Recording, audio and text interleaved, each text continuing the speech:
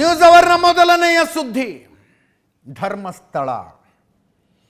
ಧರ್ಮಸ್ಥಳ ದೇವಸ್ಥಾನ ಮತ್ತು ವೀರೇಂದ್ರ ಹೆಗ್ಗಡೆ ಅವರ ಕುಟುಂಬದ ವಿರುದ್ಧ ದೊಡ್ಡದೊಂದು ಷಡ್ಯಂತ್ರ ರಚಿಸಿದ ಪ್ರಕರಣದಲ್ಲಿ ಷಡ್ಯಂತ್ರ ಅಂತ ಇನ್ನಷ್ಟು ಧೈರ್ಯವಾಗಿ ಯಾಕೆ ಹೇಳಬಹುದು ಅಂದರೆ ಚಾರ್ಜ್ ಶೀಟ್ ಕೂಡ ಅದನ್ನೇ ಹೇಳ್ತಾ ಇದೆ. SIT ಬೆಳ್ತಂಗಡಿ ಕೋರ್ಟ್ಗೆ ಚಾರ್ಜ್ ಶೀಟ್ ಸಲ್ಲಿಸಿದೆ. ಇದೊಂದು ವ್ಯವಸ್ಥಿತವಾದ ಷಡ್ಯಂತ್ರ ಅಂತ SIT ತನ್ನ ತನಿಖೆಯಲ್ಲೇ ಹೇಳ್ತಾ ಇದೆ. ಯಾವ SIT ರಚನೆಗೊಂಡಿದ್ದು ಇದೇ ಆರೋಪಿಗಳ ಒತ್ತಾಸೆಯ ಮೇರೆಗೂ ಅದೇ SIT ಹೇಳ್ತಾ ಇದೆ. SIT ರಚನೆಯಾಗಬೇಕು ಅನ್ನುವುದು ಮಾತ್ರ ಅಲ್ಲ, SITಗೆ ಚೀಫ್ ಇಂಥವರೇ ಬರಬೇಕು ಅನ್ನುವುದು ಕೂಡ ಇವರದ್ದೇ ಆಯ್ಕೆಯಾಗಿತ್ತು. ಅದೇ SIT ಹೇಳ್ತಾ ಇದೆ ಇವರೇ ಷಡ್ಯಂತ್ರಗಾರರು, ಇವರೇ ಆರೋಪಿಗಳು ಅಂತ ಹೇಳ್ತಾ ಇದೆ.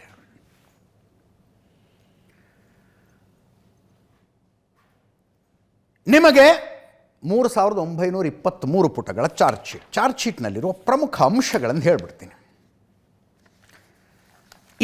ಈಗ ನಾನು ಹೇಳ್ತಾ ಇರುವ ಚಾರ್ಜ್ ಶೀಟ್ನಲ್ಲಿರುವ ಅಂಶಗಳಿಗೂ ಏಷ್ಯಾನೆಟ್ ಸುವರ್ಣ ನ್ಯೂಸ್ ತನಿಖೆ ಮಾಡಿ ಏನೇನು ವರದಿಗಳನ್ನು ಪ್ರಸಾರ ಮಾಡ್ತೋ ಅದಕ್ಕೂ ಇದಕ್ಕೂ ಏನಾದರೂ ವ್ಯತ್ಯಾಸ ಇದ್ದರೆ ನೀವು ಹೇಳಿ. ವ್ಯತ್ಯಾಸ ಇದ್ದರೆ ಹೇಳಿ ನೀವು.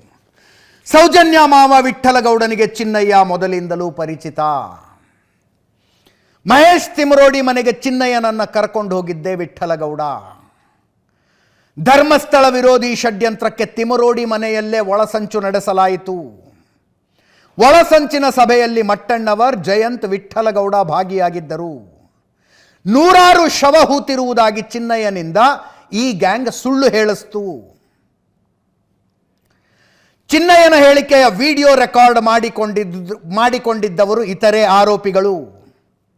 ಚಿನ್ನಯ್ಯನಿಗೆ ತಲೆಬುರುಡೆ ಕೊಟ್ಟು ಪೊಲೀಸರಿಗೆ ಕಂಪ್ಲೇಂಟ್ ಕೊಡಿಸಿದ್ದೇ ಈ ಗ್ಯಾಂಗ್.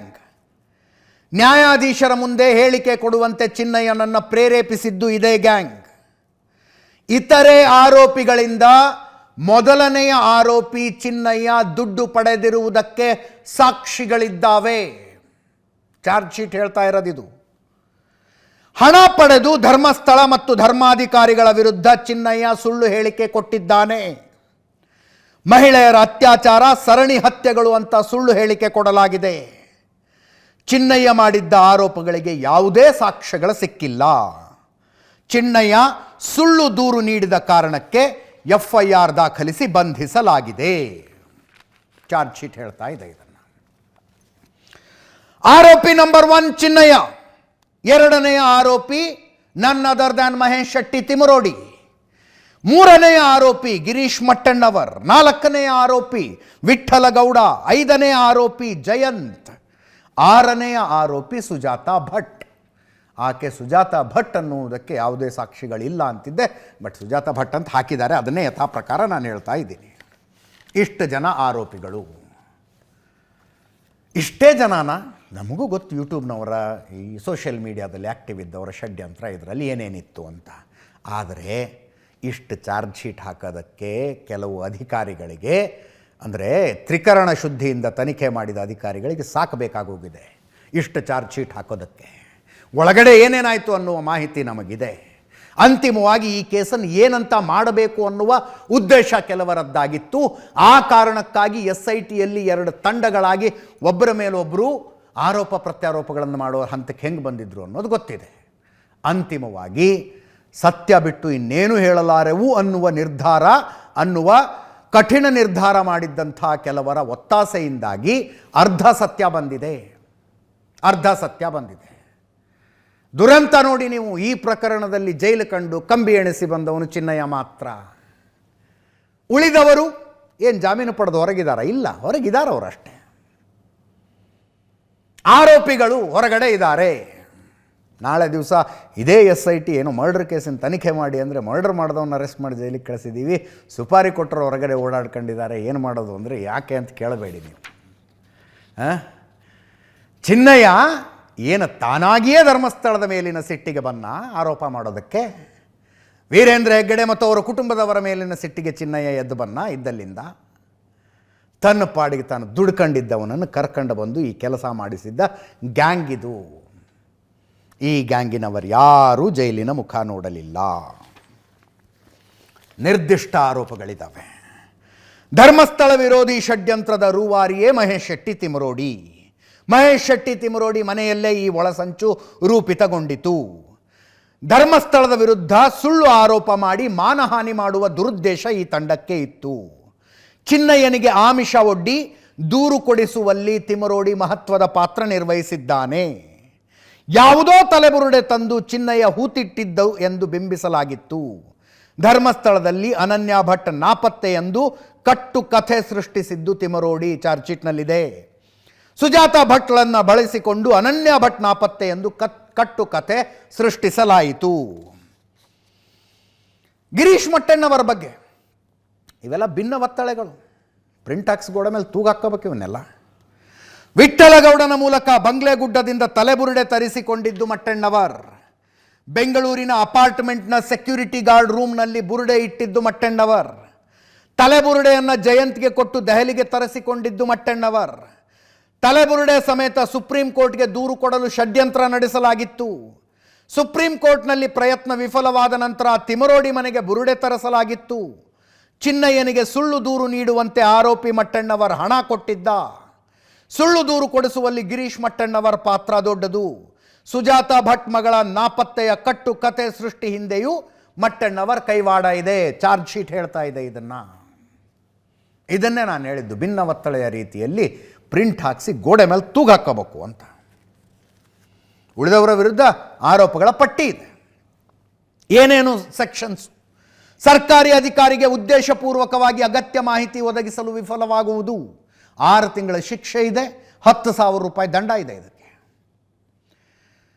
ಕೊಲೆ ಅಪರಾಧದ ಆರೋಪದಲ್ಲಿ ಒಬ್ಬ ವ್ಯಕ್ತಿಗೆ ಶಿಕ್ಷೆಯಾಗುವಂತೆ ಉದ್ದೇಶಪೂರ್ವಕವಾಗಿ ಸುಳ್ಳು ಸಾಕ್ಷಿ ಸೃಷ್ಟಿ ಮಾಡುವುದು. ಯಾರದ್ದೋ ಒಬ್ಬ ವ್ಯಕ್ತಿಯನ್ನ ಮರ್ಡರ್ ಕೇಸ್ನಲ್ಲಿ ಸಿಕ್ಕಾಕಿಸಬೇಕು ಅಂತ ಸುಳ್ಳು ಸಾಕ್ಷಿಗಳನ್ನು ಹುಟ್ಟು ಹಾಕುವುದು.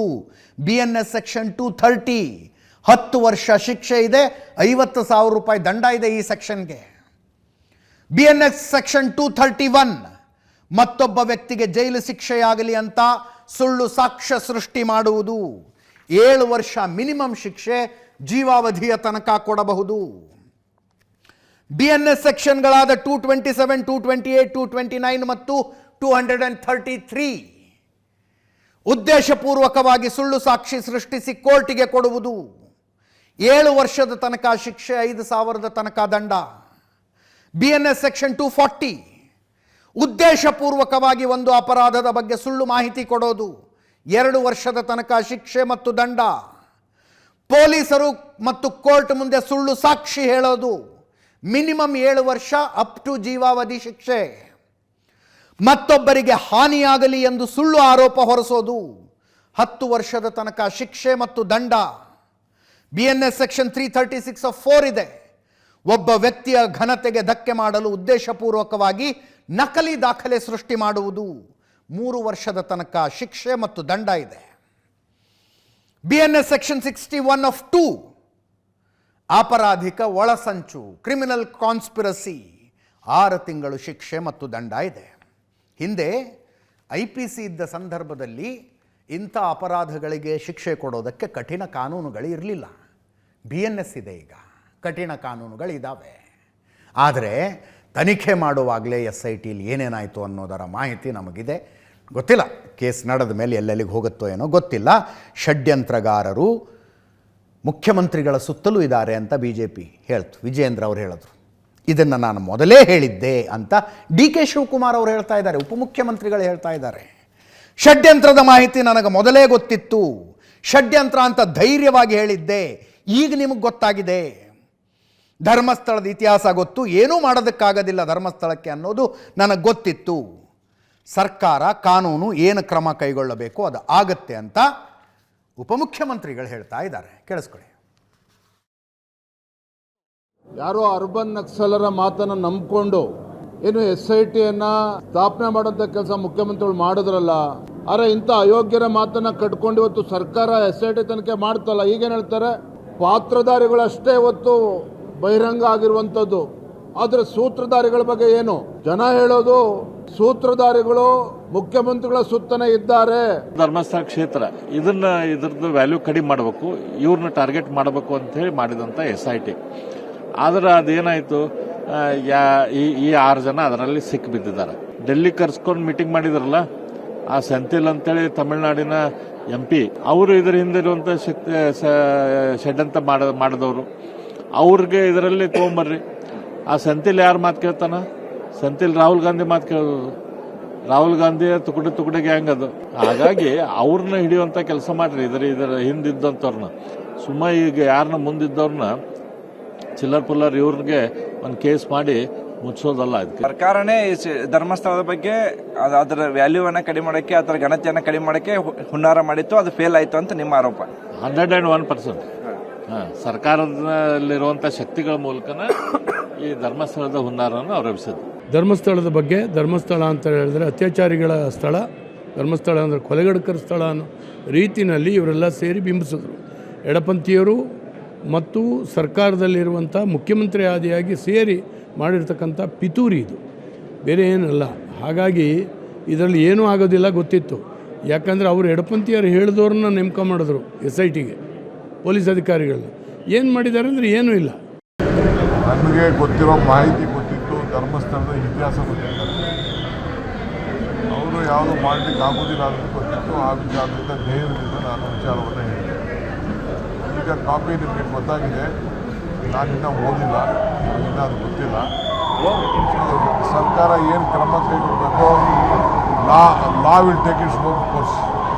ನಾನು ಫಸ್ಟ್ ಹೇಳಿದ್ದೆ ಗುಂಡೆಟ್ಟು ಹೊಡೀರಂಥವ್ರಿಗೆಲ್ಲ ಬಿಡಬೇಡ ಅಂತ. ಧರ್ಮಸ್ಥಳ ಅಂತವ್ರ ಭಾವನೆ ಇದೆ, ಭಕ್ತಿ ಇದೆ. ಅಂಥ ಒಂದು ಕ್ಷೇತ್ರಕ್ಕೆ ಅಪವಿತ್ರ ಮಾಡುವಂಥ ಕೆಲಸವನ್ನು ಯಾರೇ ದುಷ್ಟರು ಮಾಡಿದರೂ ಬಿಡಬಾರ್ದು. ಸುಮ್ಮನೆ BJPಯವರು ಇದಕ್ಕೆ ಕಾಂಗ್ರೆಸ್ನರ ಕೈವಾಡ, ಸುಮ್ಮನೆ ಅವನು ಯಾರೋ ಹೇಳ್ದ ಅಂತ ಇದು ಮಾಡಿದ್ದು ನಾವು ಹೇಳಿದ್ದವ? ಅದು ಕೋರ್ಟ್ ಆದೇಶ ತಂದ ಮೇಲೆ ತಾನೇ ಇದೆಲ್ಲ ಮಾಡಿರೋದು. ಯಾರು ತಪ್ಪಿಸ್ತಾರೆ ಅಂದರೆ SIT ಇವತ್ತು ಏನು ವರದಿ ಕೊಟ್ಟಿದ್ದೀರಿ, ಇದರಲ್ಲಿ ಅವರೆಲ್ಲರಿಗೂ ಕಠಿಣವಾದಂಥ ಶಿಕ್ಷೆ ಕೊಡಲೇಬೇಕು. ಅಲ್ಲ, ಅದ್ರ ಬಗ್ಗೆ ಅದು ಸೂಕ್ತವಾದಂಥ ತನಿಖೆ ಆಗಿದೆ. ಅದ್ರ ಬಗ್ಗೆ ನಮ್ಮ ಹೋಮ್ ಮಿನಿಸ್ಟ್ರು ಅದನ್ನು ಸರಿಯಾದ ರೀತಿಯಲ್ಲಿ ತನಿಖೆ ಮಾಡಿ ಅದೊಂದು ಅವ್ರ ಮೇಲೆ ಏನು ಕ್ರಮ ತಗೋಬೇಕು.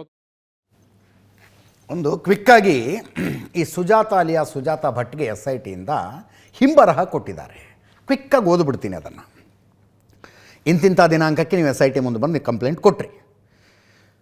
ಕೂಲಂಕುಷವಾಗಿ ನಿಮ್ಮನ್ನು ವಿಚಾರಣೆ ಮಾಡಿದ್ದು, ದೂರು ಅರ್ಜಿಯ ವಿಚಾರಣೆಯ ಸಮಯದಲ್ಲಿ ನೀವು ಅಂದರೆ ಸುಜಾತಾ ಭಟ್ ಅವರೇ, ನೀವು ನನಗೆ ಅನನ್ಯ ಭಟ್ ಎಂಬ ಮಗಳು ಇರುವುದಾಗಲಿ, ಆಕೆ MBBS ಓದಿದ್ದಾಗಲಿ, ಧರ್ಮಸ್ಥಳದಲ್ಲಿ ಕಾಣೆಯಾಗಿರುವುದಾಗಲಿ, ನಾನು ಕೋಲ್ಕತ್ತಾದಲ್ಲಿ CBI ಕಚೇರಿಯಲ್ಲಿ ಸ್ಟೆನೋಗ್ರಾಫರ್ ಆಗಿರುವುದಾಗಲಿ ಸಂಪೂರ್ಣ ಸುಳ್ಳು ಆಗಿರುತ್ತದೆ ಎಂದು ಹೇಳಿದ್ದೀರಿ.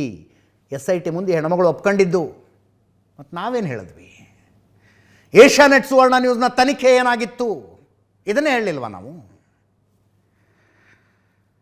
ಉಡುಪಿಯ ಪರಿಕಾ ಗ್ರಾಮದ ನನ್ನ ಪಿತ್ರಾರ್ಜಿತ ಆಸ್ತಿಯ ವಿಷಯದಲ್ಲಿ ನಾನು ಸತ್ತು ಹೋಗಿರುತ್ತೇನೆ ಎಂದು ನನ್ನ ಸಂಬಂಧಿಕರು ಸುಳ್ಳು ಹೇಳಿ ಆ ಜಾಗವನ್ನು ನನ್ನ ಗಮನಕ್ಕೆ ಬಾರದೆ ಧರ್ಮಸ್ಥಳದವರಿಗೆ ನೀಡಿದ್ದರಿಂದ ಧರ್ಮಸ್ಥಳದವರ ವಿರುದ್ಧ ಕೇಸು ಮಾಡಿ ನ್ಯಾಯ ಪಡೆಯಬೇಕೆಂದು ನನಗೆ ಬೆಂಗಳೂರಿನಲ್ಲಿ ಪರಿಚಯಸ್ಥರಿದ್ದ ಶಿವಶಂಕರ್ ಜೊತೆ ಪ್ರಸ್ತಾಪ ಮಾಡಿರುತ್ತೇನೆ. ಅದರಂತೆ ಶಿವಶಂಕರ್ ಅವರ ಮೂಲಕ ಹಾಯ್ ಕರುನಾಡು ಯೂಟ್ಯೂಬ್ನ ವಿಜಯ್ರವರ ಪರಿಚಯವಾಗಿ ಅಲ್ಲಿಂದ T ಜಯಂತ್, ಗಿರೀಶ್ ಮಟ್ಟಣ್ಣ ಮುಂತಾದವರೆಲ್ಲರೂ ಸೇರಿ ನನ್ನ ಮೇಲೆ ಒತ್ತಡ ತಂದು ಸತ್ಯ ಅಲ್ಲದೇ ಇರುವ ವಿಷಯವನ್ನು ಸುಳ್ಳು ಎಂದು ತಿಳಿದಿದ್ದರೂ ಕೂಡ ಪ್ರಾಧಿಕಾರಗಳಿಗೆ ಸುಳ್ಳು ದೂರು ನೀಡಿ ಮಾಧ್ಯಮಗಳ ಮುಂದೆ ಸುಳ್ಳು ಮಾಹಿತಿ ನೀಡಿಸಿ ನನ್ನಿಂದ ಈ ಕೃತ್ಯ ಮಾಡಿಸಿರುತ್ತಾರೆ. ಆದ್ದರಿಂದ ನಾನು ಕೊಟ್ಟಿರುವ ದೂರಿನಲ್ಲಿ ಇರುವ ವಿಷಯಗಳು ಸಂಪೂರ್ಣ ಸುಳ್ಳಾಗಿರುತ್ತದೆ ಎಂದು ಹೇಳಿದ್ದೀರಿ ಅಂತ ಹಿಂಬರಹ. ಸುಜಾತಾ ಭಟ್ ಅಂತ ಯಾರನ್ನ ನೀವು ಅಂದ್ಕೊಂಡಿದ್ದೀರೋ, ಸುಜಾತಾ SIT ಮುಂದೆ ಕೊಟ್ಟಂಥ ಕೊನೆಯ ತಪ್ಪೊಪ್ಪಿಗೆ ಹೇಳಿಕೆ. ಆ ಕಾರಣಕ್ಕೆ ನಿಮ್ಮ ಮೇಲೆ ನೀವು ಕೊಟ್ಟಂಥ ದೂರನ್ನು ವಿಲೇವಾರಿ ಮಾಡುತ್ತಿದ್ದೇವೆ ಅಂತ ಹಿಂಬರಹವನ್ನು ಕೊಟ್ಟಿದ್ದಾರೆ. ಸಾಕಾ? ಇನ್ನೂ ಬೇಕಾ? ಮುಂದಿನ ಸುದ್ದಿಗೆ ಹೋಗೋಣ ಕ್ವಿಕ್ಕಾಗಿ. CLP ಕಾಂಗ್ರೆಸ್ ಶಾಸಕಾಂಗ ಪಕ್ಷದ ಸಭೆ ನಿನ್ನೆ ಖಾಸಗಿ ಹೋಟೆಲ್ನಲ್ಲಿ ನಡೀತು. ನಿನ್ನೆ ಹೇಳಿದ್ದೆ ಒಳಗೇನೇನಾಗಿದೆ ಅನ್ನೋ ಮಾಹಿತಿಗಳು ನಿಧಾನಕ್ಕೆ ಬರ್ತವಿರಿ ಅಂತ ಬಂದಿದ್ದಾವೆ. ಈಗ ಇಂಟ್ರಡಕ್ಷನ್ನಲ್ಲಿ ಹೇಳಿದ ಹಾಗೆ ನಾಯಕತ್ವ ಬದಲಾವಣೆಯ ವಿಷಯ ಚಕಾರ ಕೂಡ ಚರ್ಚೆ ಆಗಿಲ್ಲ. ಅಲ್ಲಿ ಚರ್ಚೆ ಆಗಿರುವ ಪೈಕಿ ಅತಿ ಹೆಚ್ಚು ಚರ್ಚೆ ಅಂತಾಗಿರೋದು ಗ್ಯಾರಂಟಿ ಯೋಜನೆಗಳ ಬಗ್ಗೆ. ಶಾಸಕರುಗಳ ಮನಸ್ಸು ಬಿಚ್ಚಿ ಮಾತಾಡಿದ್ದಾರೆ. ಬರೀ ಗ್ಯಾರಂಟಿ ಕೊಟ್ಕೊಂಡು ಕೂತ್ಕೊಂಡ್ರೆ ಚುನಾವಣೆ ಗೆಲ್ಲೋದಕ್ಕಾಗೋದಿಲ್ಲ. ರಾಜಣ್ಣವ್ರು ಹೊರಗಡೆ ಬಂದು ಹೇಳಿದ್ರು ಗ್ಯಾರಂಟಿಗಳನ್ನು ಕೊಡುವ ಮೂಲಕ ಚುನಾವಣೆಯನ್ನು ಗೆಲ್ಲಬಹುದು ಅನ್ನೋದಾದರೆ ಜಗನ್ ಚುನಾವಣೆಗಳನ್ನು ಗೆದ್ದು ಬಿಡ್ತಿದ್ರಲ್ವ ಅಂತ. ಶಾಸಕರುಗಳು ಸ್ವಲ್ಪ ಖಾರವಾಗೇ ಮಾತಾಡಿದ್ದಾರೆ. ಸದಾಶಿವನಗರದಲ್ಲಿ ಮನೆ ಮಾಡ್ಕೊಂಡಿರೋರಿಗೆ ಉಚಿತ ವಿದ್ಯುತ್ ಕೊಡ್ತಾ ಇದ್ದೀರಿ ನೀವು. ಲಕ್ಷ ಲಕ್ಷ ರೂಪಾಯಿ ಸಂಬಳ ಪಡೆಯುವಂಥ ಮಹಿಳೆಯರು ಬಸ್ನಲ್ಲಿ ಫ್ರೀಯಾಗಿ ಓಡಾಡ್ತಿದ್ದಾರೆ. ಗ್ಯಾರಂಟಿ ಫಲಾನುಭವಿಗಳ ಪಟ್ಟಿಯನ್ನು ಪರಿಷ್ಕರಿಸಿ ಅಂತ ಸುಧಾಮ್ ದಾಸ್ MLC ಹೇಳಿದ್ರು. ಜನ ಅಭಿವೃದ್ಧಿ ಕೇಳ್ತಾ ಇದ್ದಾರೆ. ರಸ್ತೆ ಮಾಡಿ, ದೇವಸ್ಥಾನ ಮಾಡಿ, ಸಮುದಾಯ ಭವನಗಳನ್ನು ಮಾಡಿ ಅಂತ ಕೇಳ್ತಾ ಇದ್ದಾರೆ. ಅದನ್ನು ಮಾಡದ ಹೊರತು ಚುನಾವಣೆಗೆ ಹೋಗೋದು ಕಷ್ಟ ಆಗುತ್ತೆ. ಮಾಲೂರು ಶಾಸಕರು ಮಾತಾಡಿದ್ದಾರೆ. ಇನ್ನು ಮಾತನಾಡಿದ ವಿವರಗಳು ವರ್ಬಾಟಿಮ್ ಇದಾವೆ ನಮ್ಮ ಹತ್ರ. ಬ್ರೇಕ್ ಹೋಗೋದಕ್ಕಿಂತ ಮುಂಚೆ ಅದಕ್ಕೆ ಯಾರ್ಯಾರು ಏನೇನು ಪ್ರತಿಕ್ರಿಯೆ ಕೊಟ್ಟರು ಅಂತ ಕೇಳಿ ಮುಖ್ಯಮಂತ್ರಿಗಳನ್ನು ಕೇಳಿದ್ವಿ. ಅವರು ಆ ವಿಷಯ ಚರ್ಚೆನೇ ಆಗಿಲ್ಲ ಅಂದರು. ಮತ್ತೇನು ಚರ್ಚೆ ಆಯಿತು ಅಂದರೆ ಶಾಸಕಾಂಗ ಪಕ್ಷದ ಸಭೆಯಲ್ಲಿ ಚರ್ಚೆ ಆಗಿದ್ದನ್ನೆಲ್ಲ ನಿಮಗೆ ಹೇಳೋದಕ್ಕಾಗತ್ತಾ ಅಂದರು. ಕೆಲವು ಶಾಸಕರುಗಳು ಹೌದು ಅಭಿವೃದ್ಧಿ ಮಾಡೋಣ ಅಂತ ಹೇಳಿದ್ದೀವಿ ಅಂದರು. KN ರಾಜಣ್ಣ ಅವರು ಅದನ್ನೇ ಹೇಳಿದ್ನಲ್ಲ, ಗ್ಯಾರಂಟಿ ಕೊಟ್ಟು ಚುನಾವಣೆ ಗೆಲ್ಲೋದಕ್ಕೆ ಸಾಧ್ಯ ಇಲ್ಲ ಅಂತ ನೇರವಾಗಿ ಹೇಳಿದ್ರು. ಕೇಳಿಸ್ಕೊಳ್ಳಿ ಅವನು. ಗ್ಯಾರಂಟಿಗಳ ಪರಿಷ್ಕರಣೆಗೆ ಏನಾದರೂ ಶಾಸಕರು ಗ್ಯಾರಂಟಿ ಯೋಜನೆಗಳ ಬಗ್ಗೆ ಅದ್ರ ಚರ್ಚೆ ನಡೀಲಿಲ್ಲ. ಗ್ಯಾರಂಟಿ ಯೋಜನೆಗಳ ಬಗ್ಗೆ ಅದ್ರ ಚರ್ಚೆ ನಡೀಲಿಲ್ಲ. ಆ ಸಬ್ಜೆಕ್ಟು ಏನೂ ಇಲ್ಲ, ಯಾವುದು ಭ್ರಷ್ಟಾಚಾರದ ಬಗ್ಗೆ ಮಾತಾಡಿಲ್ಲ. ಅಭಿವೃದ್ಧಿ ಕೆಲಸಗಳಿಗೆ ಹಣ ಬೇಕಂತ ಶಾಸಕರು ಕೇಳಿದ್ದಾರೆ. ಅದಕ್ಕೆ ಹಣ ಕೊಡ್ತೀವಿ ಅಂತ ಮಾನ್ಯ ಮುಖ್ಯಮಂತ್ರಿಗಳು ಆಶ್ವಾಸನೆ ಕೊಟ್ಟಿದ್ದಾರೆ. ಅದರಿಂದ ಯಾವ ಥರ ತೊಂದರೆ ಇಲ್ಲ. ಅಭಿವೃದ್ಧಿಗೂ ಕೂಡ ಹಣ ಒದಗಿಸ್ತೀನಿ, ನೀವು ಅಭಿವೃದ್ಧಿ ಕೆಲಸಗಳು ಮಾಡಿ ಅಂತೇಳಿ ಹೇಳಿದ್ದಾರೆ. ಇಲ್ಲ, ಅದರ ಬಗ್ಗೆ ಕಷ್ಟ ಇಲ್ಲ, ಅದೆಲ್ಲ ಹೈಕಮಾಂಡ್ಗೆ ಬಿಟ್ಟಿದ್ದಪ್ಪ. ಆ ರೀತಿ ಭಾವನೆ ಮಾಡಬೇಕಾಗಿಲ್ಲ. ಗ್ಯಾರಂಟಿಗಳಿಂದ ನೀವು ಪುನರ್ ಪರಿಶೀಲನೆ ಮಾಡಿ ಅಂತಕ್ಕಂಥದ್ದಿಲ್ಲ. ಆದರೆ ವಾಸ್ತವಾಂಶ ಏನಂದ್ರೆ ಗ್ಯಾರಂಟಿಗಳಿಂದನೇ ನಾವು ಗೆಲ್ಲಕ್ಕಾಗೋದಿಲ್ಲ. ಗ್ಯಾರಂಟಿ ಜೊತೆಯಲ್ಲಿ ಅಭಿವೃದ್ಧಿ ಕೆಲಸಗಳು ಆಗಬೇಕು. ಆಗ ಮುಂದೆ ನಮಗೆ ಪಕ್ಷಕ್ಕೆ ಒಳ್ಳೆಯ ಹೆಸರು ಬರುತ್ತೆ ಅಂತಕ್ಕಂಥ ಸಲಹೆ. ಆ ಸಲಹೆಯನ್ನ ಬಹಳಷ್ಟು ಜನ ಶಾಸಕರು ಹೇಳಿದ್ದಾರೆ. ಅದ್ರಲ್ಲಿ ತಪ್ಪೇನಿದೆ? ಫೀಬೀಸಿಂದನೇ ನಾವು ಚುನಾವಣೆ ಗೆಲ್ತೀವಿ ಅನ್ನೋ ನಂಬಿಕೆ ಇದ್ದಿದ್ರೆ, ನಮ್ಮ ಆಂಧ್ರದಲ್ಲಿ ಜಗನ್ ಅಷ್ಟೊಂದು ಫೀಬೀಸ್ ಕೊಟ್ಟಿದ್ದಾನೆ, ಯಾರು ಕೊಟ್ಟಿರ್ಲಿಲ್ಲ ಅಷ್ಟೊಂದು. ಮತ್ತೆ ಅವ್ರು ಬರೀ 18 ಸೀಟ್ ಬರ್ತಾರೆ. ಗೆಲ್ಲತಕ್ಕಂಥದ್ರಲ್ಲಿ ಫೀಬೀಸ್ ಕೊಡೋದು ಒಂದು ಅಂಶ.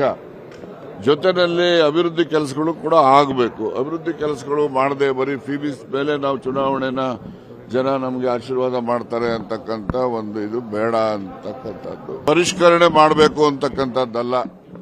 ಫೀಬೀಸ್ ಇಟ್ಕೊಂಡೇನೆ ನಾವು ಡೆವಲಪ್ಮೆಂಟಲ್ ಆಕ್ಟಿವಿಟೀಸ್ಗೂ ಇನ್ನೂ ಹೆಚ್ಚು ಹಣವನ್ನು ಒದಗಿಸಬೇಕು ಅಂತಕ್ಕಂಥ ಒತ್ತಾಯ. ಗ್ಯಾರಂಟಿದ ಬಗ್ಗೆ ಮಾತಾಡಿದ್ವಿ. ಗ್ಯಾರಂಟಿದು ಸಾಮಾನ್ಯ ಜನ ಬಡವ್ರಿಗೆ ಅನುಕೂಲ ಆಗ್ತಾ ಇದೆ. ನಮ್ಮ ಸರ್ಕಾರ ಕೊಟ್ಟಂಥದ್ದು ಕಾರ್ಯಕ್ರಮಗಳು ಇವತ್ತು ಬೇರೆ ಬೇರೆ ರಾಜ್ಯಗಳಲ್ಲೂ ಕೂಡ ವಿರೋಧ ಪಕ್ಷದವ್ರು ಟೀಕೆ ಮಾಡ್ತವ್ರು ಕೊಡ್ತಾ ಇದ್ದಾರೆ. ಬೇಕದು. ಅದರ ಜೊತೆಗೆ ಡೆವಲಪ್ಮೆಂಟ್ಸ್ಗೆ ಹೆಚ್ಚಿಗೆ ಒತ್ತು ಕೊಡಿ 2.5 ವರ್ಷ ಅನ್ನೋದನ್ನ ನಾನು ಪ್ರಸ್ತಾಪ ಮಾಡಿದ್ದೆ. ಇನ್ನೂ ಬೇಕಾಗ್ತದೆ. ಯಾಕಂದರೆ BJP ಗೌರ್ಮೆಂಟಲ್ಲೂ ಕೂಡ ನಾನು ಶಾಸಕನಾಗಿದ್ದೆ. BJP ಸರ್ಕಾರ ಇದ್ದಾಗ ನಾನು ಶಾಸಕನಾಗಿದ್ದೆ. ಅವತ್ತು ಅವರು ಕಾಂಗ್ರೆಸ್ನ ಶಾಸಕರು ಇರೋ ಕಡೆ ದುಡ್ಡೇ ಕೊಡಲಿಲ್ಲ ನಮಗೆ. ಸುಮಾರು ಕೆಲಸಗಳು, ರಸ್ತೆಗಳೆಲ್ಲ ಹಾಳಾಗೋಗಿದೆ. ಅದರಿಂದ ನಾನು ನಮ್ಮ ನಾಯಕರೆಲ್ಲ CLP ಪ್ರಸ್ತಾಪ ಮಾಡಿದ್ದೀನಿ ಅದನ್ನಷ್ಟೇ. ಆ ರೀತಿ ಸಿದ್ದರಾಮಯ್ಯನವರು, DK ಶಿವಕುಮಾರ್ ಅವರು ಕಳೆದ ಲೋಕಸಭಾ ಚುನಾವಣೆಯಲ್ಲಿ ಕರ್ನಾಟಕದಲ್ಲಿ ಕಾಂಗ್ರೆಸ್ ಪಕ್ಷ ಕೊಟ್ಟಿರ್ತಕ್ಕಂಥ ಗ್ಯಾರಂಟಿಗಳು ಇಡೀ ದೇಶಕ್ಕೆ ಮಾದರಿ ಅಂತೇಳಿ ಬೊಬ್ಬೆ ಹಾಕಿದ್ರು. ಇವರು ಕೊಟ್ಟಿರ್ತಕ್ಕಂಥ ಗ್ಯಾರಂಟಿಯನ್ನು ಪಕ್ಕದ ಆಂಧ್ರ ತೆಲಂಗಾಣದಲ್ಲೂ ಕೂಡ ಅನುಷ್ಠಾನ ಮಾಡಿದ್ರು. ಆದರೆ ತೆಲಂಗಾಣ ರಾಜ್ಯದ ಪರಿಸ್ಥಿತಿ ಏನಾಗಿದೆ? ಅಲ್ಲಿನ ಮುಖ್ಯಮಂತ್ರಿಗಳು, ಕಾಂಗ್ರೆಸ್ ಪಕ್ಷ ಅಧಿಕಾರದಲ್ಲಿದೆ, ಅಲ್ಲಿನ ಮುಖ್ಯಮಂತ್ರಿಗಳು ಸದನದಲ್ಲೂ ಕೂಡ ಹೇಳಿದ್ದಾರೆ, ಗ್ಯಾರಂಟಿ ಇಂಪ್ಲಿಮೆಂಟೇಷನ್ ಇಂದ ತೆಲಂಗಾಣದಲ್ಲಿ ಸರ್ಕಾರಿ ನೌಕರರಿಗೆ ಸಂಬಳ ಕೊಡೋದಕ್ಕೂ ಕೂಡ ಸಾಧ್ಯ ಆಗ್ತಾ ಇಲ್ಲ ಅಂತ ಹೇಳಿದ್ದಾರೆ. ನಾನು ನೀರಾವರಿ ಯೋಜನೆಗಳು ಎಷ್ಟು ಹಣ ಕೊಡಬೇಕು ಎಲ್ಲವೂ ಆಮೇಲೆ ಚರ್ಚೆ ಮಾಡ್ತಾನೆ. ಆದರೆ ಸಣ್ಣ ವಿಚಾರ ಹೇಳ್ತೇನೆ. ಮಂಡ್ಯದಲ್ಲಿ ಕಳೆದ 8 ತಿಂಗಳುಗಳಿಂದ ಸ್ವಾತಂತ್ರ್ಯ ಹೋರಾಟಗಾರರಿಗೆ ಪಿಂಚಣಿಯನ್ನು, ಗೌರವಧನವನ್ನು ಕೊಡದೇ ಇರತಕ್ಕಂಥ ಈ ದ್ವೇಷ ಭಾಷಣ ನಿಗ್ರಹ ಕಾನೂನಿಂದ ಒಂದು ಸುದ್ದಿ ಇದೆ. ಬಟ್ ಶೆಡ್ಯೂಲ್ ಪ್ರಕಾರ 9 ಗಂಟೆಗೆ ಹೇಳಬೇಕು ಅಂದ್ಕೊಂಡಿದ್ದು ಲೋಕಸಭೆ ವಿಷಯ. ನೋಡೋಣ, ಟೈಮ್ ಉಳಿದ್ರೆ ಆ ದ್ವೇಷ ಭಾಷಣದ ಮೇಲೆ ನಡೆದಂಥ ಚರ್ಚೆಯ ಬಗ್ಗೆಯೂ ಮಾತಾಡೋಣ. ನಿನ್ನೆ ಲೋಕಸಭೆ ವಿಪಕ್ಷ ನಾಯಕ ರಾಹುಲ್ ಗಾಂಧಿ ಅವರು ಮತಗಳ್ಳತನದ ವಿಷಯ ಇಟ್ಕೊಂಡು ಕೇಂದ್ರ ಸರ್ಕಾರದ ಮೇಲೆ ಮುಗಿಬಿದ್ದಿದ್ರು. 3 ಸ್ಪೆಸಿಫಿಕ್ ಪ್ರಶ್ನೆಗಳನ್ನು ಕೇಳಿದ್ರು ಅವರು. ಓಟ್ ಚೋರಿ ಪ್ರಜಾಪ್ರಭುತ್ವದ ಮೇಲೆ ನಡೆಸುವ, ಸಂವಿಧಾನದ ಮೇಲೆ ನಡೆಸುವ ಅತಿ ದೊಡ್ಡ ದಾಳಿ ಅಂದಿದ್ರು. ಮೊನ್ನೆ ಪ್ರಿಯಾಂಕಾ ಗಾಂಧಿಯವರ ಭಾಷಣ ಹೈಲೈಟು, ನಿನ್ನೆ ರಾಹುಲ್ ಗಾಂಧಿಯವರ ಭಾಷಣ ಹೈಲೈಟು. ಇವತ್ತು ರಾಹುಲ್ ಗಾಂಧಿಯವರ ಭಾಷಣಕ್ಕೆ ಕೇಂದ್ರ ಗೃಹ ಸಚಿವ ಅಮಿತ್ ಶಾ ಅವರ ಉತ್ತರ. ಭರ್ಜರಿತ್ ಗಲಾಟೆ.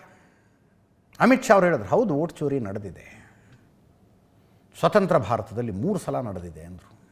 ಒಂದು, ಕಾಂಗ್ರೆಸ್ ನಾಯಕರುಗಳ ಸಂಪೂರ್ಣ ಬೆಂಬಲ ಸರ್ದಾರ್ ವಲ್ಲಭಭಾಯಿ ಪಟೇಲ್ರಿಗಿದ್ದರೂ ಕೂಡ ನೆಹರು ಅವರು ಪ್ರಧಾನಮಂತ್ರಿಯಾಗಿದ್ದು ವೋಟ್ ಚೋರಿ ಅಂದರು. ಇನ್ನೊಂದು, ಇಂದಿರಾ ಗಾಂಧಿಯವರ ವಿರುದ್ಧ ಹೈಕೋರ್ಟ್ ಕೊಟ್ಟಂಥ ಜಡ್ಜ್ಮೆಂಟನ್ನು ಪ್ರಸ್ತಾಪಿಸಿದರು, ಅಲಹಾಬಾದ್ ಕೋರ್ಟ್ ಕೊಟ್ಟಂಥ ಜಡ್ಜ್ಮೆಂಟನ್ನು ಪ್ರಸ್ತಾಪಿಸಿದ್ರು. ಮತ್ತೊಂದು, 1983ರಲ್ಲಿ ಭಾರತದ ಪೌರತ್ವ ಪಡೆದ ಸೋನಿಯಾ ಗಾಂಧಿ ಅವರ ಹೆಸರು ವೋಟರ್ ಲಿಸ್ಟ್ನಲ್ಲಿ 1980ರಲ್ಲೇ ಬಂದದ್ದು ವೋಟ್ ಚೋರಿ ಅಂದರು. ಸವಾಲ್ ಜವಾಬ್ ರೀತಿ ಇತ್ತದು, ಕೇಳಿಸ್ಕೊಳ್ಳಿ ಒಮ್ಮೆ. में भी 14 विपक्ष के नेता ने जो प्रेस कॉन्फ्रेंस में कहा कि मतदाता सूची ठीक नहीं है, इसको सुधार करना चाहिए, तो भाई गहन पुनर्निरीक्षण क्या है, एसआईआर क्या है, मतदाता सूची का सुधार करने की प्रक्रिया है, और वो कर रहे हैं तो भी विरोध कर रहे हैं, पुरानी मतदाता सूची कर रहे हैं तो भी विरोध कर रहे हैं। भाई मतदाता सूची पुरानी हो या नहीं, आपका हारना तय है, ये मतदाता सूची से नहीं होता। मान्यवर, हम 2014 के बाद एक भी चुनाव नहीं हारे। छत्तीसगढ़ में 18 में हारे, राजस्थान में 18 में हारे, मध्य प्रदेश में 18 में हारे, कर्नाटक में भी 14 के बाद हारे, तेलंगाना में हम जीत नहीं पाए, चेन्नई में हम जीत नहीं पाए, बंगाल में भी हम हारे। भाई तो तब तो ये मतदाता सूची बहुत अच्छी होती है, तब से नए कपड़े पहनकर आप शपथ ले लेते हो।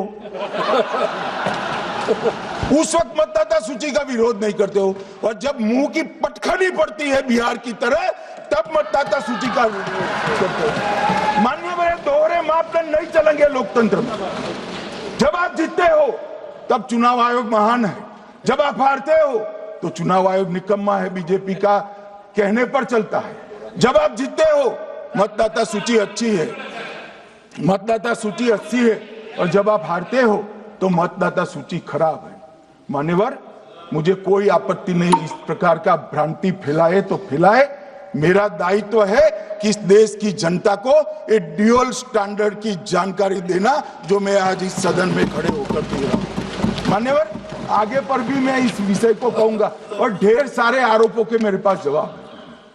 जो 3 प्रेस कॉन्फ्रेंस में, एक सादा प्रेस कॉन्फ्रेंस, एक एटम बम वाला प्रेस कॉन्फ्रेंस, एक परमाणु बम वाला, ये तीनों में क्या हुआ, इसके सारे जवाब मेरे पास है।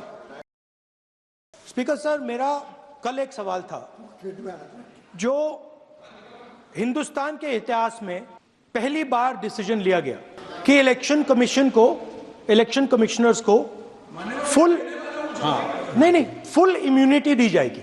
इसके पीछे जो थिंकिंग थी वो हमें सबसे पहले बताएं। ठीक है। दूसरी बात, नहीं, हरियाणा की जहां इन्होंने बात की, इन्होंने एक उदाहरण लिया, वहां पर अनेक उदाहरण हैं। 19 लाख वहां पे फेक लोग वोटर्स हैं, आपने दिया था, इसलिए उनका जवाब दिया। और ये भी हमें बता दीजिए, actually let us have a debate on my press conference. Let us go. Let us have very good idea. Let us have a debate on the press conference. Amit Shah ji, I challenge you to have a debate on the 3 press conferences. Speaker sir, पहली बात मैं स्पष्ट करना चाहता हूं, मैं 30 साल से विधानसभा और संसद में जनप्रतिनिधि के रूप में चुनकर आता हूं। मुझे लंबा अनुभव है संसदीय प्रणाली का। विपक्ष के नेता महोदय कहते हैं कि पहले मेरी बात का आप जवाब दीजिए, मैं सुनना चाहता हूं।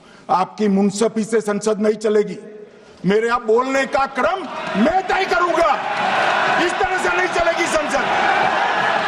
मान्यवर, उनको धैर्य रखना चाहिए, मेरा जवाब सुनने का।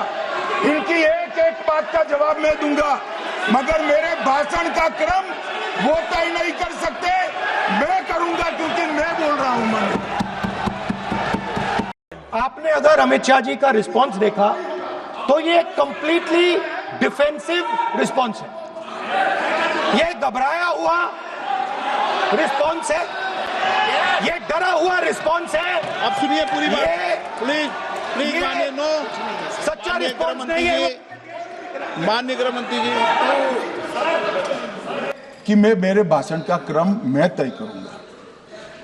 मेरे भाषण का पहले क्या बोलना, बाद में क्या बोलना, मैं तय करूंगा। और मैं मानता हूं कि हर एक वक्ता का ये अधिकार है, उनका भी है, मेरा भी है। कल वो बोल रहे तो हम ऐसा थोड़ी ना बोले आप झूठ क्यों बोल रहे हो, हम नहीं बोले, नहीं बोल सकते साहब। वो माननीय विपक्ष के नेता है, वो बोल सकते अपना भाषण मान्यवर। और मैंने तो ये भी कहा मेरा पूरा भाषण छूट कर कुछ बच जाता है तो आप पूछिएगा, मैं जवाब दूंगा। मगर अब धैर्य भी चाहिए और सुनना भी चाहिए, दोनों चीजें करनी पड़ती है। ಇದು ಸವಾಲ್ ಜವಾಬಾಯಿತು. ಈಗ ಬರುತ್ತೆ ಯಾವುದು, ಸ್ವತಂತ್ರ ಭಾರತದಲ್ಲಿ 3 ಓಟ್ ಚೋರಿಗಳು ನಡೆದಿದ್ದಾವೆ ಅಂತ ಅಮಿತ್ ಶಾ ಹೇಳಿದ್ದು. ಒಂದು ನೆಹರು ಅವರ ಕಾಲವನ್ನು ಪ್ರಸ್ತಾಪಿಸಿದ್ರು, ನೆಹರು ಅವರು ಪ್ರಧಾನಮಂತ್ರಿಯಾಗಿದ್ದನ್ನು. ಇನ್ನೊಂದು ಇಂದಿರಾ ಗಾಂಧಿ ಅವರ ವಿರುದ್ಧ ಅಲಹಾಬಾದ್ ಹೈಕೋರ್ಟ್ ಕೊಟ್ಟಂಥ ತೀರ್ಪನ್ನು ಪ್ರಸ್ತಾಪಿಸಿದರು. ಮತ್ತೊಂದು ಸೋನಿಯಾ ಗಾಂಧಿ ಅವರ ಹೆಸರು ಮತದಾರರ ಪಟ್ಟಿಯಲ್ಲಿ ಅವರು ಪೌರತ್ವ ಪಡೆಯುವುದಕ್ಕಿಂತ ಮೊದಲೇ ಯಾಕೆ ಬಂದಿತ್ತು ಅನ್ನುವುದನ್ನು ಪ್ರಸ್ತಾಪಿಸಿದರು. ಕೇಳಿಸ್ಕೊಳ್ಳಿ. वोट चोरी की घटनाएं बताना चाहता हूं। सबसे पहली घटना हुई आजादी के बाद, देश का प्रधानमंत्री तय करना था। तय कौन करना था? तो उस वक्त के जितने प्रांत थे इसके कांग्रेस के अध्यक्षों ने, उनके एक एक वोट से तय होना था। अब 28 वोट श्री सरदार पटेल को मिले और 2 वोट जवाहरलाल नेहरू जी को मिले, और साहब प्रधानमंत्री जवाहरलाल जी बने। मान्यवर, दूसरे प्रकार की वोट चोरी श्रीमती इंदिरा गांधी रायबरेली से चुनी गई। इलाहाबाद हाईकोर्ट में श्री राजनारायण पहुंचे कि चुनाव नियमों के अनुसार नहीं हुआ। इलाहाबाद हाईकोर्ट ने ये तय कर दिया कि श्रीमती गांधी ने उचित तरीके से चुनाव नहीं जीता है, हम इसको रद्द कर देते हैं। तीसरी वोट चोरी का प्रकार मैंने बताया था कि योग्यता नहीं है और मतदाता बन जाना। तीसरी वोट चोरी का प्रकार मैंने बताया था कि योग्यता नहीं है और मतदाता बन जाना। अभी अभी एक वाद पहुंचा है, वाद मतलब डिस्प्यूट पहुंचा है दिल्ली की सिविल अदालत में। 3 वोट चोरी की घटनाएं बताना चाहता हूं। सबसे पहली घटना, SIR ಪ್ರಕ್ರಿಯೆಯನ್ನು ಕೇಂದ್ರ ಗೃಹ ಸಚಿವರು ಸದನದಲ್ಲಿ ಸಮರ್ಥಿಸಿಕೊಂಡರು. ನುಸುಳುಕೋರರು, ಯಾವ್ಯಾವುದೋ ದೇಶದಿಂದ ಅಕ್ರಮವಾಗಿ ಭಾರತದೊಳಗೆ ಬಂದವರು ಈ ದೇಶದ ಪ್ರಧಾನಿ ಯಾರಾಗಬೇಕು ಅನ್ನೋದನ್ನು ನಿರ್ಧರಿಸೋದಕ್ಕಾಗೋದಿಲ್ಲ, ನಿರ್ಧರಿಸಬಾರದು ಅಂದರು. ಅದರ ಜೊತೆಗೆ SIR ಪ್ರಕ್ರಿಯೆ ಶುರುವಾಗ್ತಾ ಇದ್ದಂತೆ ಅಕ್ರಮ ನುಸುಳುಕೋರರು ಜಾಗ ಖಾಲಿ ಮಾಡ್ಕೊಂಡು ಹೋಗ್ತಾ ಇದ್ದಾರೆ, ನಿಮ್ಮ ಮತದಾರರು ಓಡಿ ಹೋಗ್ತಾ ಇದ್ದಾರೆ ಅಂತ ಸಂಕಟ ಆಗ್ತಿದೆಯಾ ಅಂತ ಕೇಳಿದ್ರು. ಕೇಳಿಸ್ಕೊಳ್ಳಿ. क्या कोई भी देश का लोकतंत्र सुरक्षित रह सकता है जब देश का प्रधानमंत्री और राज्य का मुख्यमंत्री कौन हो वो घुसपैठ ये तय करेंगे? मान्यवर, नहीं रह सकते। मतदाता सूची में होना चाहिए मान्यवर, ये SIR और कुछ नहीं है, मतदाता सूची का शुद्धिकरण है। मैं मानता हूं इससे कुछ दलों के राजनीतिक स्वार्थ आहत होते हैं, मुझे उन दलों के प्रति एक प्रकार से अनुकंपा भी है, क्योंकि देश के मतदाता तो वोट देते नहीं है, ये थोड़े विदेशी दे देते थे, वो भी चले जाएंगे। मगर मान्यवर, क्या हमने भारत के नाते निर्णय करना पड़ेगा कि इस देश की संसद को चुनने के लिए, राज्य की विधानसभा को चुनने के लिए विदेशी को वोट देने का अधिकार देना है या नहीं देना है? और मेरा मत है, मेरा विनम्र मत है मान्यवर, कि ये नहीं देना चाहिए। ಕೇಂದ್ರ ಗೃಹ ಸಚಿವ ಅಮಿತ್ ಶಾ ಅವರು ಮಾತಾಡ್ತಾ ಇರುವಾಗಲೇ ವಿಪಕ್ಷ ನಾಯಕರುಗಳು INDA ಒಕ್ಕೂಟದ ಸದಸ್ಯರುಗಳ ಸಭಾತ್ಯಾಗ ಮಾಡಿದ್ರು. ಅವರು ಸಭಾತ್ಯಾಗ ಮಾಡ್ತಾ ಇರುವಾಗ NDA ಒಕ್ಕೂಟದವರ ಕಡೆಯಿಂದ ಕೂಗು ಕೇಳಿ ಬರ್ತಾ ಇತ್ತು, ಪಲಾಯನ ಮಾಡ್ತಾ ಇದ್ದೀರಿ, ಓಡ್ ಹೋಗ್ತಾ ಇದ್ದೀರಿ, ಉತ್ತರ ಕೇಳಿಸ್ಕೊಳ್ಳೋ ಧೈರ್ಯ ಇಲ್ಲ ಅಂತೆಲ್ಲ ಕೂಗ್ತಾ ಇದ್ರು. ರಾಹುಲ್ ಗಾಂಧಿ ಅವರು ಸದನದಿಂದ ಹೊರಗಡೆ ಬಂದು ಮಾಧ್ಯಮಗಳ ಜೊತೆಗೆ ಮಾತಾಡಿದ್ರು. ನಾನು ಕೇಳಿದ ಪ್ರಶ್ನೆಗಳು ಯಾವುದಕ್ಕೂ ಅಮಿತ್ ಶಾ ಉತ್ತರನೇ ಕೊಡಲಿಲ್ಲ ಅಂತ ಕೇಳಿಸ್ಕೊಳ್ಳಿ. पॉइंट्स रखे हैं उसका जवाब नहीं दिया, एक एग्जाम्पल लेकर बोल रहे हैं, तो it is a completely defensive response. आपने उनका चेहरा तो देखा होगा। मैंने 2-3 चीज़ें कही थी। मैंने कहा था ट्रांसपेरेंट वोटर लिस्ट सबको दीजिए, उसके बारे में एक शब्द नहीं बोला। मैंने कहा कि ईवीएम का आर्किटेक्चर सबको दे दीजिए, उसके बारे में एक शब्द नहीं कहा। मैंने कहा था कि बीजेपी के नेता हरियाणा में और बिहार में वोट दे रहे हैं, उसके बारे में नहीं कहा। मेरे प्रेस कॉन्फ्रेंसेस में सॉलिड प्रूफ है, उसके बारे में कुछ बोला नहीं। सेम सीजीआई को लेकर इलेक्शन कमिश्नर को फुल इम्यूनिटी दी जा रही है, तो मतलब बिल्कुल। ಇನ್ನು ಬಿಜೆಪಿ ಸಂಸದ ನಿಶಿಕಾಂತ್ ದುಬೆ ರಾಹುಲ್ ಗಾಂಧಿಯವರ ಆರೋಪಗಳಿಗೆ ಒಂದು ತಿರುಗೇಟು ಕೊಟ್ಟರು. ರಾಹುಲ್ ಗಾಂಧಿಯವರ ಆರೋಪ ಅಂದರೆ ಸದನದಲ್ಲಿ ಒಂದೇ ಅಲ್ಲ, ಹೊರಗೂ ಪ್ರೆಸ್ ಕಾನ್ಫರೆನ್ಸ್ನಲ್ಲಿ ಹೇಳೋದೇ ಎಲೆಕ್ಷನ್ ಕಮಿಷನ್ ಬಿ ಜೆ ಪಿಯ ಕೈಗೊಂಬೆಯಂತೆ ಕೆಲಸ ಮಾಡ್ತಾ ಇದೆ, ಮುಖ್ಯ ಚುನಾವಣಾ ಆಯುಕ್ತರೇ ಬಿ ಜೆ ಪಿಯವ್ರ ಥರ ವರ್ತನೆ ಮಾಡ್ತಿದ್ದಾರೆ ಅಂತ ನಿಶಿಕಾಂತ್ ದುಬೆ ಇತಿಹಾಸದ ಕೆಲವು ಉದಾಹರಣೆಗಳನ್ನು ತಗೊಂಡ್ರು. ಎಲೆಕ್ಷನ್ ಕಮಿಷನರ್ ಆಗಿದ್ದವರು ನಿವೃತ್ತಿಯ ನಂತರ ಯಾವ್ಯಾವ ಹುದ್ದೆಗಳನ್ನು ಪಡೆದ್ರು ಅಂತ ಕೇಳಿಸ್ಕೊಳ್ಳಿ. चुनाव आयोग की बात करते हैं। इस देश का पहला चुनाव कमिश्नर सुकुमार सेन, जब वो रिटायर होते हैं तो उसको सूडान का ये राज्यपाल बना देते हैं। वीएस रमा देवी जब रिटायर होती है उसको हिमाचल का गवर्नर बना देते हैं। टीएन शेषन जब रिटायर होते हैं तो उसको अहमदाबाद में भारतीय जनता पार्टी के खिलाफ कैंडिडेट बना देते हैं। और एमएस गिल जब रिटायर होते हैं तो वो इस केंद्र के मंत्री 10 साल तक किसी सदन में रहते हैं। किस ईमानदारी की बात करते हो, किस पारदर्शिता की बात करते हो, कौन सी कांग्रेस की बात करते हो? सीबीआई की बात कर रहे थे। अश्वनी कुमार जो सोनिया गांधी जी और राहुल गांधी का सिक्योरिटी अफसर था, वो सीबीआई का डायरेक्टर बनाया जाता है। रंजीत सिन्हा जो कांग्रेस के अहमद पटेल के यहां रोज बैठता था और जिसकी डायरी पकड़ाई कि उसने कांग्रेस के कितने नेता कब कहां गए, उसको सीबीआई का डायरेक्टर बना देता। कौन सी बात कर रहे हो यार? ಇನ್ನು ಆಮ್ ಆದ್ಮಿ ಪಕ್ಷದ ಸಂಸದ ಸಂಜಯ್ ಸಿಂಗ್ ಅವ್ರು ಹೇಳಿದ್ರು, ಹಿಂದೆ ಜೈ ಭವಾನಿ ಅಂತ ಹೇಳ್ತಾ ಊರುಗಳನ್ನೇ ಕೊಳ್ಳೆ ಹೊಡೆದು ಬಿಡ್ತಿದ್ರು, ಈಗ ಒಂದೇ ಮಾತರಂ ಅಂದ್ಕೊಂಡು ದೇಶ ಕೊಳ್ಳೆ ಹೊಡಿತಾರೆ ಅಂತ. ಜೈ ಭವಾನಿ ಅಂತ ಲೂಟಿ ಮಾಡ್ತಾ ಇದ್ರು ಹಿಂದೆ, ಈಗ ಒಂದೇ ಮಾತರಂ ಅಂತ ಲೂಟಿ ಮಾಡ್ತಿದ್ದಾರೆ. ಕೇಳಿಸ್ಕೊಳ್ಳಿ ಒಮ್ಮೆ. वोट चोर 3 करोड़ वोट उत्तर प्रदेश में 3 करोड़ वोट की चोरी करने जा रहे हैं। कल की मीटिंग में पता चला 17.5% वोट उत्तर प्रदेश में काटे जाएंगे। आप ये कर रहे हैं, ऐसे लोकतंत्र को मजबूत करेंगे? ऐसे आप मातृभूमि की सेवा करेंगे? ऐसे आप मातृभूमि की वंदना करेंगे? कि हमने फिल्मों में सीन देखी है, डाकू लोग आते हैं जय भवानी जय भवानी जय भवानी कह के और वो गांव का गांव लूट के चले जाते हैं। हम इस देश के अंदर किसी भी सरकार को वंदे मातरम और भारत माता की जय लगाकर देश को लूटने की इजाजत नहीं देंगे। आपके पुरखे इस वक्त क्या कर रहे थे जब शहीद आजम भगत सिंह वंदे मातरम लगा रहे थे, शहीद सुखदेव वंदे मातरम लगा रहे थे, शहीद राजगुरु वंदे मातरम का नारा लगा रहे थे, शहीद खुदीराम बोस वंदे मातरम का नारा लगा रहे थे, उस वक्त आप क्या कर रहे थे? वंदे मातरम का नारा लगाकर लोग जेल गए, लाठियां पड़ी उनको। मैं आपके माध्यम से इस सरकार से पूछना चाहता हूं, आरएसएस के 4 लोगों का नाम बताओ जो वंदे मातरम नारा लगा के जेल गए, उनका नाम बताओ आप। 4 लोगों का नाम बताओ आप।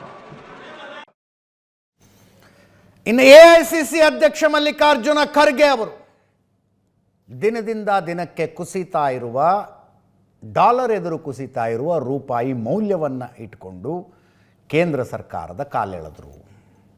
ನಾವಿದ್ದಾಗ ಏನಂತಿದ್ರಿ? ನಾವು ಅಧಿಕಾರದಲ್ಲಿದ್ದಾಗ ರೂಪಾಯಿ ಮೌಲ್ಯ ಕುಸಿದ್ರೆ ಇದು ಭ್ರಷ್ಟಾಚಾರದಿಂದಾಗಿ ಕುಸಿತಾ ಇದೆ, ಲಂಚದಿಂದಾಗಿ ಕುಸಿತಾ ಇದೆ ಅಂತಿದ್ರು. ನೀವಿದ್ದಾಗ ಕುಸಿತಾ ಇದೆಯಲ್ಲ, ಇದಕ್ಕೇನಂತೀರಿ ಅಂತ ಮಧ್ಯದಲ್ಲಿ ಅಮಿತ್ ಶಾ ಅವರು ಚಾಣಕ್ಯ ಅನ್ನೋ ವಿಷಯದಲ್ಲಿ ಒಂದು ಇಂಟ್ರೆಸ್ಟಿಂಗ್ ಚರ್ಚೆ ಆಯಿತು. ಕೇಳಿಸ್ಕೊಳ್ಳಿ ಒಮ್ಮೆ.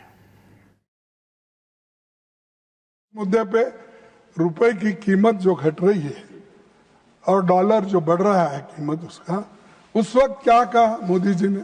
आपको तो मालूम होगा क्योंकि आप तो प्रमुख सलाहकार है और प्रमुख एग्जीक्यूटिव प्राइम एग्जीक्यूटिव करने वाले नेता है, तो आपको तो पहला चाणक्य क्या, ठीक है, तो इधर भी एक चाणक्य बैठा है, इधर भी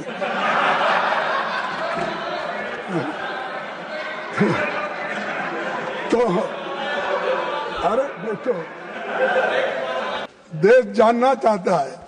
प्रधानमंत्री जी मनमोहन सिंह जी को कहते हैं, ऐसा क्या कारण है कि आज अकेला हिंदुस्तान का रुपया डॉलर के मुकाबले गिरता ही चला गया और मैंने साफ मांग की है, यह सिर्फ आर्थिक कारणों से नहीं हुआ, ये आपकी भ्रष्ट राजनीति को दिल्ली से चली उसका इसके अंदर बहुत बड़ा रोल है।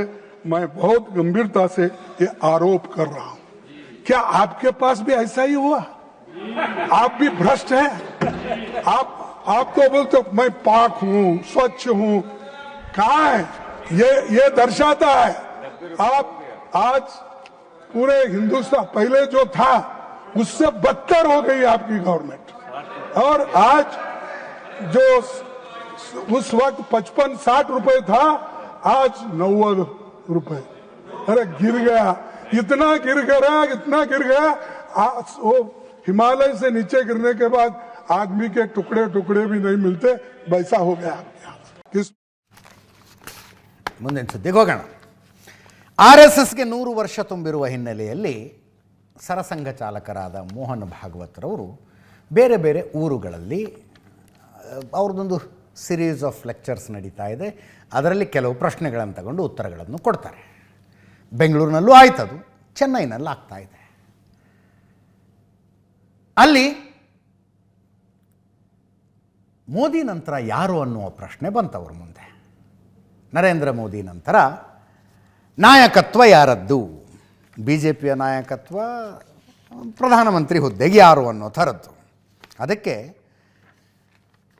ಸರಸಂಘ ಚಾಲಕರು ಹೇಳಿದ್ದಾರೆ, ಕೆಲವು ಪ್ರಶ್ನೆಗಳು ನಮ್ಮ ವ್ಯಾಪ್ತಿಯಿಂದ ಸಂಪೂರ್ಣ ಹೊರಗಿದ್ದಾವೆ, ಹಾಗಾಗಿ ಅದರಲ್ಲಿ ನಮ್ಮ ಯಾವುದೇ ಪಾತ್ರ ಇಲ್ಲ. ಮೋದಿಜಿ ನಂತರ ಯಾರು? ಅದನ್ನು ಮೋದಿಜಿ ಮತ್ತು BJP ನಿರ್ಧಾರ ಮಾಡುತ್ತೆ. ನಾಯಕತ್ವ ಬದಲಾವಣೆ ಅನ್ನುವುದು ಸರ್ಕಾರದ ವಿಷಯ ಅಂದರು. ಕೇಳಿಸ್ಕೊಳ್ಳಿ ಅದನ್ನೊಂದ್ಸಲ. Certain questions are out of my purview, so I don't have any say in that. So I can only wish well, nothing else. Who after Modi ji, that Modi ji and BJP had to decide. Police to be shifted, that is again a government matter. ಮುಂದಿನ ಸುದ್ದಿ. ಅಧಿವೇಶನ ನಡೀತಾ ಇದೆ, ಸಂಸತ್ ಅಧಿವೇಶನ. ಅದರ ಮಧ್ಯದಲ್ಲಿ ರಾಹುಲ್ ಗಾಂಧಿಯವರು 5 ದಿನಗಳ ಜರ್ಮನಿ ಪ್ರವಾಸಕ್ಕೆ ಹೋಗ್ತಾ ಇದ್ದಾರೆ. ಅದರ ಬಗ್ಗೆ ಕೂಡ ಇವತ್ತು ವಿಪಕ್ಷದ ನಾಯಕರುಗಳು ರಾಹುಲ್ ಗಾಂಧಿಯವರನ್ನು ಲೇವಡಿ ಮಾಡಿದ್ರು. ಏನು ಅಧಿವೇಶನಕ್ಕಿಂತಲೂ ಇಂಪಾರ್ಟೆಂಟಾ ಫಾರಿನ್ಗೆ ಹೋಗೋದು ಅಂತ? ಇದೊಂದು ಅಧಿಕೃತ ಪ್ರವಾಸ. ಅಲ್ಲಿ ಅನಿವಾಸಿ ಭಾರತೀಯರನ್ನು ಭೇಟಿಯಾಗ್ತಾರೆ. ಜರ್ಮನಿನ ಕೆಲವು ಸಂಸದರ ಜೊತೆಗೆ ಅವರಿಗೆ ಸಂವಾದದ ಕಾರ್ಯಕ್ರಮ ಇದೆ. ಜರ್ಮನ್ ಸಚಿವರುಗಳ ಜೊತೆಗೆ ಭೇಟಿ ಇದೆ. ಡಿಸೆಂಬರ್ 17ನೇ ತಾರೀಕು ಬರ್ಲಿನ್ನಲ್ಲಿ ಒಂದು ಕಾರ್ಯಕ್ರಮದಲ್ಲಿ ಭಾಗವಹಿಸೋದಿದೆ. ಇವ್ರಿಗೋಸ್ಕರ, ರಾಹುಲ್ ಗಾಂಧಿ ಅವ್ರಿಗೋಸ್ಕರ ಒಂದಷ್ಟು ಡಿನ್ನರ್ ಆಯೋಜನೆಗೊಂಡಿದ್ದಾವೆ. ಅದೆಲ್ಲ ನಡೀತಾ ಇದೆ. ಅದರ ಬಗ್ಗೆ ತುಹಿನ್ ಸಿನ್ಹಾ BJP ವಕ್ತಾರರು ಕಾಲೆಳೆದರು. ಅದಕ್ಕೆ ಪ್ರಿಯಾಂಕಾ ವಾದ್ರಾ ಅವರು, ರಾಹುಲ್ ಗಾಂಧಿಯವರ ಸಹೋದರಿ, ಅವರು ಹೇಳಿದ್ರು, ಮೋದಿ ಕೆಲಸದ ಸಮಯದ ಅರ್ಧದಷ್ಟು ಭಾಗ ಹೊರದೇಶದಲ್ಲೇ ಕಳೀತಾರೆ, ನೀವು ಯಾಕೆ ಬರೀ ವಿಪಕ್ಷ ನಾಯಕರ ವಿದೇಶ ಪ್ರವಾಸಗಳನ್ನು ಪ್ರಶ್ನೆ ಮಾಡ್ತೀರಿ ಅಂತ. ಕೇಳಿಸ್ಕೊಳ್ಳಿ ಅದನ್ನೊಮ್ಮೆ. लेकिन आखिर मेरा प्रश्न यह है कि राहुल गांधी की ऐसी क्या विवशता होती है कि लीडर ऑफ ऑपोजिशन होने के बावजूद वो जो भारत में उनकी जिम्मेदारियां हैं उससे परे हटकर, उससे अलग हटकर अनजान जगहों पर अनजान लोगों से मिलते रहते हैं। और अभी 15 से 19 दिसंबर तक जब पार्लियामेंट का सेशन सक्रिय है, पार्लियामेंट का सेशन चल रहा है, 13 इंपॉर्टेंट बिल्स इस सेशन में पास होने वाले हैं। आज भी एक महत्वपूर्ण डिस्कशन चल रहा है और इनमें से कई बिल्स अगले सप्ताह जो है डिस्कशन के लिए आएंगे।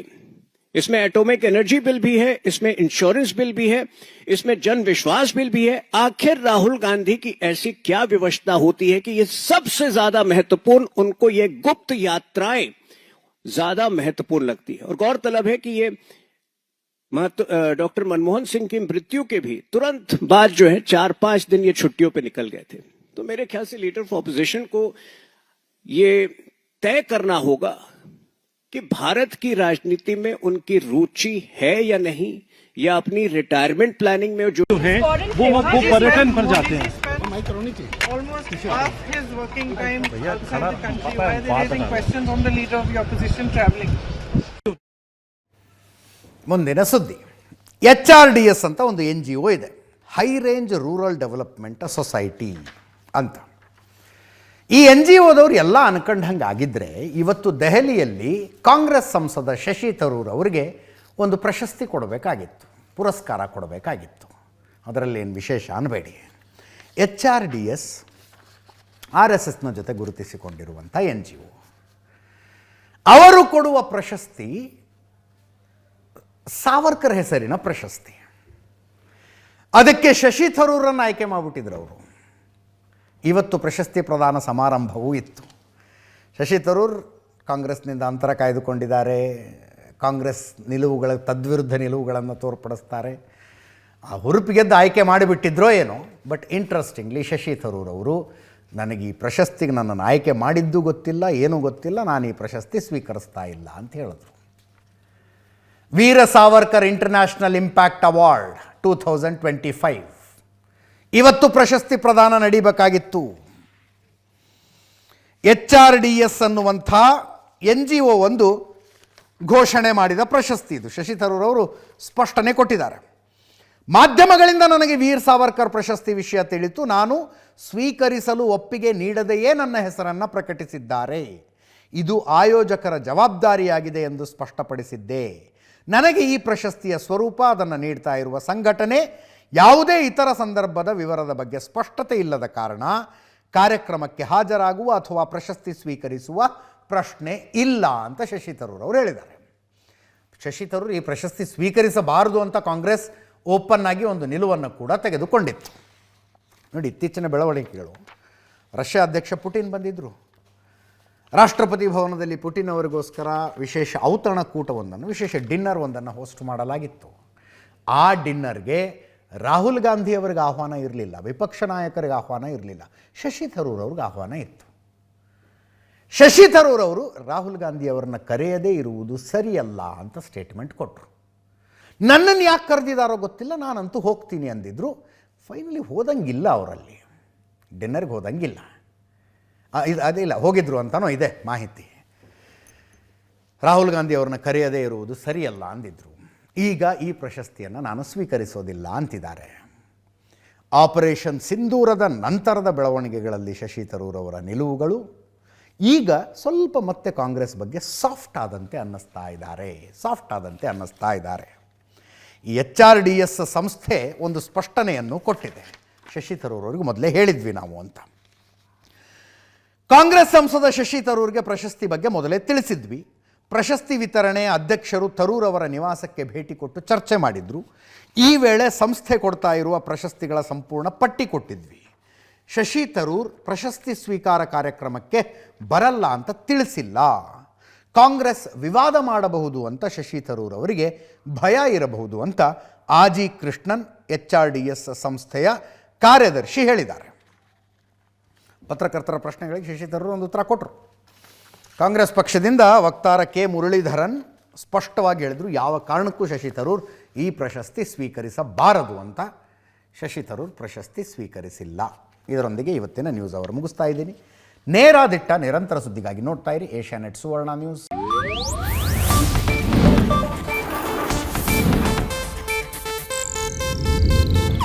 ಇದು ಏಷ್ಯಾನೆಟ್ ನ್ಯೂಸ್ ನೆಟ್ವರ್ಕ್ ಪ್ರಸ್ತುತಿ.